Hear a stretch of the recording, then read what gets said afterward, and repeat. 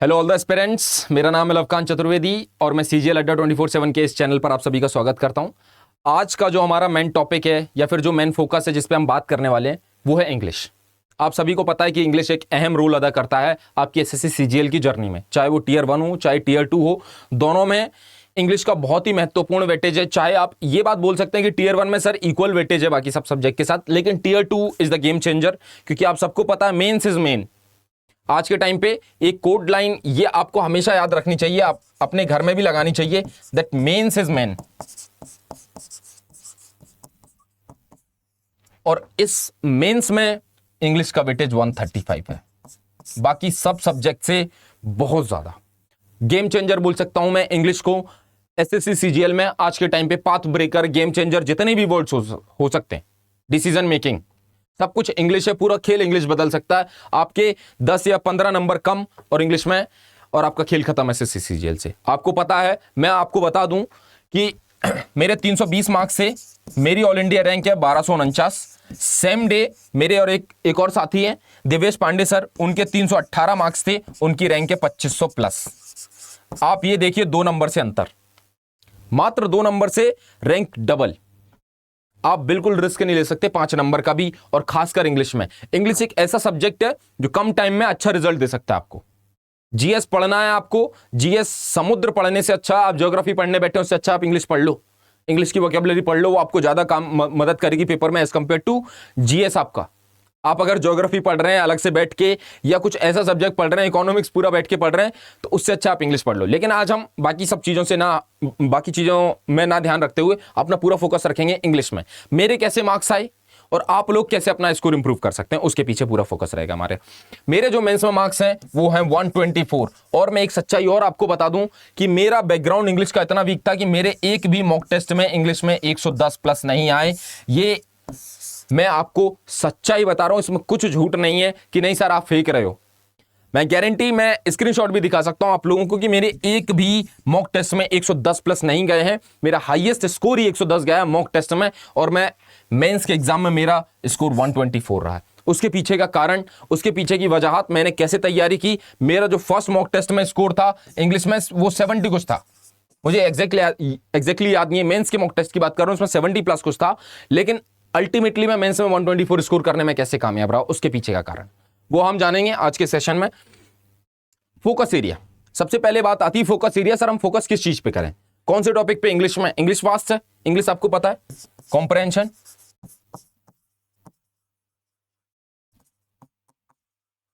Vocabulary, grammar, ये 3 main section है। आपको एनालिसिस के तौर पे मैं बता दूं कि लगभग 18% रॉ वोकेबलरी आती है। सर रॉ वोकेबलरी का क्या मतलब है?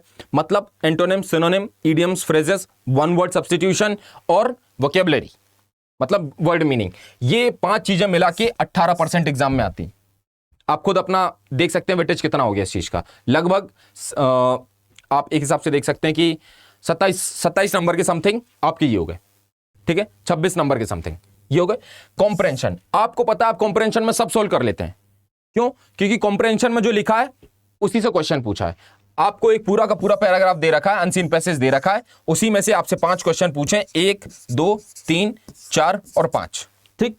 लेकिन उस 5 में एक झोल है। क्या बोले सर? ये 4 जो क्वेश्चन थे, ये 3 या 4, ये तो इसी पैसेज में मुझको ढूंढने पे मिल गए, लेकिन सर ये एक क्वेश्चन जो था ना ये गड़बड़ा गया। बोले सर क्यों? क्योंकि इसमें इन्होंने इसी पैसेज में से एक कोई सा वर्ड उठा लिया, मान लिया स्टबर्न, जिद्दी।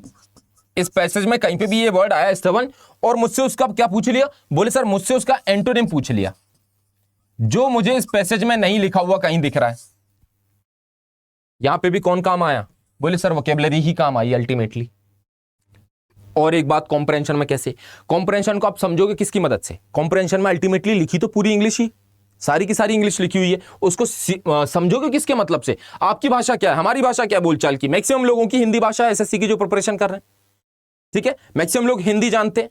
तो आपको भी पता है कि अगर आपको समझना है पूरे पैराग्राफ को, आपको आंसर पता करना है, तो आपको इंग्लिश नहीं बल्कि हिंदी में वो बातें समझ में आनी चाहिए। आपको जो भी बड़े बड़े वर्ड इसमें लिखे हुए दिखें उनकी आपको हिंदी पता होना चाहिए। वो कहां से पता चलेगी? बोले सर वो भी वोकेबलरी से कवर होगी।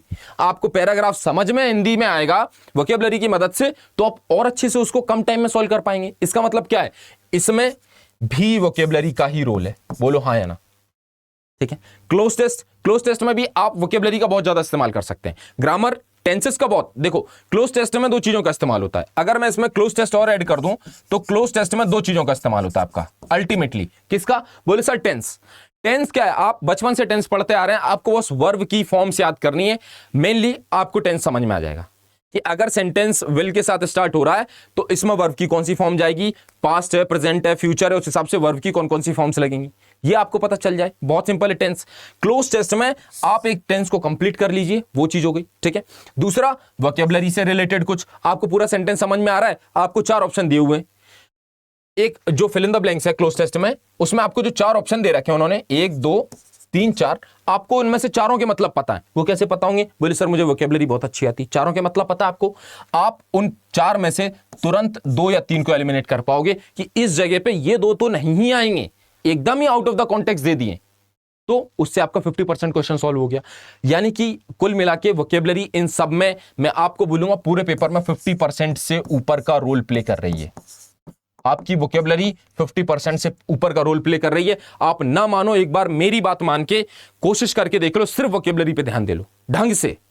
आप अगले 3 महीने आंख बंद करके रोज 30 antonym, 30 synonym, 30 one word, 30 idioms phrases और 30 वोकेब, रॉ वोकेब जिसको बोलते हैं हम, वर्ड मीनिंग, ये करके देख लो अगले 3 महीने के लिए रोज। मैं ये नहीं बोलूंगा एक भी दिन मिस नहीं होना चाहिए, भैया की शादी, चाचा की शादी, बर्थडे या फिर संडे, या फिर सिर्फ आप मॉक टेस्ट में बिजी हैं, बिल्कुल नहीं। मॉक टेस्ट से आपको एनालिसिस करना वो अलग चीज है, लेकिन रोज आपको 1.5 घंटा सिर्फ वोकेबलरी को देना है। मैं बोलूंगा आपको मिनिमम 1 घंटा, 1 आवर प्लस आप वोकेबलरी को दीजिए, रिवीजन करिए ढंग से। मैं बता रहा हूं आपका स्कोर इंक्रीज होगा, गारंटी के साथ इंक्रीज होगा। मैंने क्या किया है? मैंने सिर्फ वोकेबलरी पढ़ी, मैंने ग्रामर में माथा फोड़ा ही नहीं। क्यों? बोले सर एरर के क्वेश्चन आने दो, मैं रूल्स पढ़ूं 70, क्यों? बेसिक टेंस तो मुझे आती ही है ना। एरर का एक क्वेश्चन तो ऐसा आता है जो बेसिक टेंस की गलती पे होता है, एक आ जाएगा हाईफाई, मुझे क्या करना उस एक से? 100% पे सिलेक्शन नहीं हो रहा और 100% मार्क्स भी किसी के नहीं आ रहे, ठीक है ना। तो मुझसे एक नहीं भी होगा ना तो भी मुझे कोई दिक्कत नहीं, पर मैं तुक्का लगा के नहीं आऊंगा, मैं उसको देखते से छोड़ दूंगा, नहीं करना मुझे।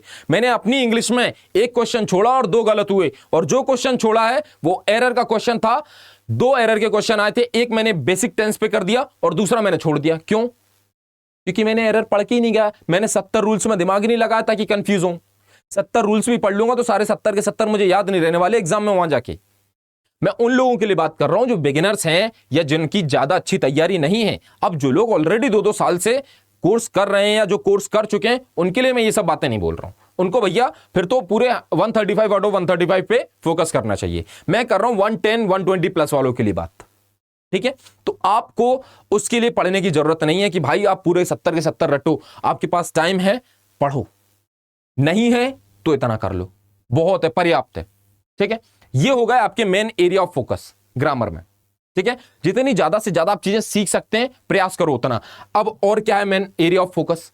एक और चीज मैं आपको बताना चाहूंगा। मेन एरिया ऑफ फोकस में जो आती है वो आता है आपका डायरेक्ट इनडायरेक्ट।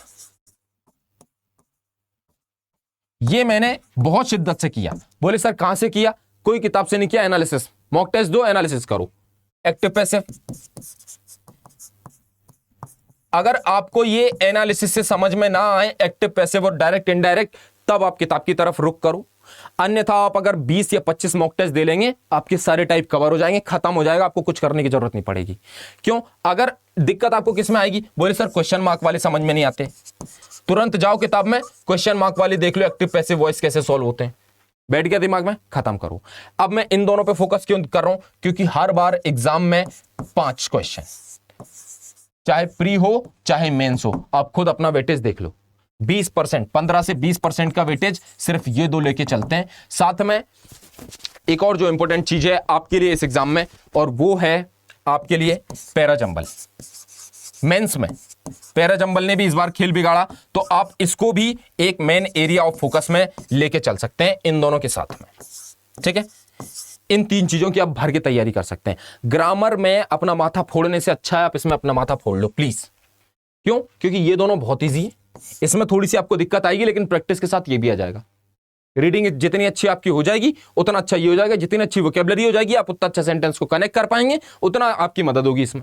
मैं बोल रहा हूं मैंने सिर्फ वोकेबलरी किया, वोकेबलरी से मेरे सारे पैराजंबल सही हैं, सिर्फ वोकेबलरी के दम पे। क्यों? क्योंकि मुझे चीजों का मतलब समझ में आ रहा था, मैं सेंटेंस को कनेक्ट कर पा रहा था एक से दूसरे के बाद।